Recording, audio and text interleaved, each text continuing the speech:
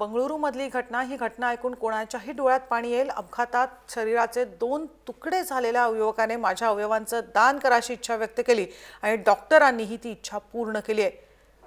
हरीश नंजप्पा असं या युवकाचं नाव आहे। तो हे जग आता सोडून गेलाय, पण जाताना अवयवरूपी तो उरणार आहे। बंगळुरूमध्ये एका खासगी कंपनीत नोकरी करणारा 23 वर्षांचा हरीश नंजप्पा ग्रामपंचायत निवडणुकीत मतदान करण्यासाठी तुमकुर जिल्ह्यातील गुब्बी या त्याच्या गावी आला होता।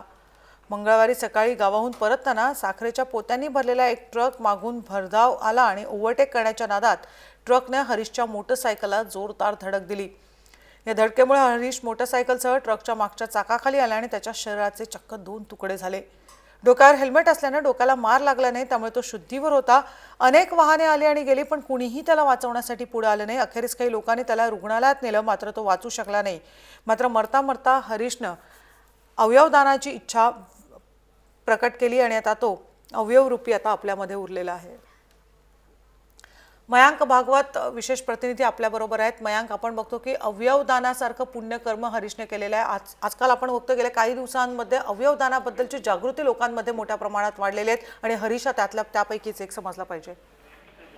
निश्चितच मनुश्री, हरीश त्यातलाच एक म्हणावं लागेल। हरीश जरी आपल्यामध्ये नसला तरी हरीश अवयव रूपाने काही लोकांच्या मध्ये राहणार आहे आणि त्यांच्याच निमित्ताने हरीश आपल्या समोरही आपल्या सोबतही राहील।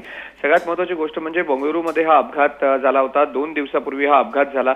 या अपघातामध्ये हरीशच्या शरीराचे 2 भाग झाले। पायापासनं त्याचा भाग वेगळा झाला आणि त्याचं धड हे वेगळं झालं।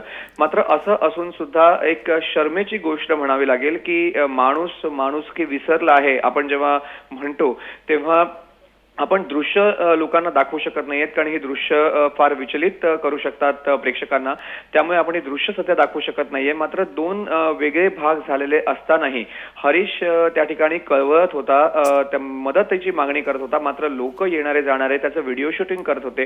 मात्र माणुसकी बहुधा त्या लोकांची मेली असावी की कोणीही त्याला मदतीला पुढे आला नाही। जवळपास 20 ते 22 मिनिटांनंतर हरीशला हॉस्पिटलमध्ये घेऊन जाण्यात आलं। मात्र सगळ्यात महत्त्वाची दुसरी गोष्ट म्हणजे हॉस्पिटलमध्ये जाताना अँब्युलन्समध्ये हरीशने डॉक्टरला सांगितलं की मी काही वाचणार नाही, मात्र माझ्या शरीरातले जे अवयव आहेत, ज्या अवयवांचा दुसऱ्याला जर कोणाला वापर करता येत असेल, त्याने मदत होत असेल किंवा दुसऱ्याचा जीव वाचत असेल, तर तुम्ही माझे अवयव त्याला द्या।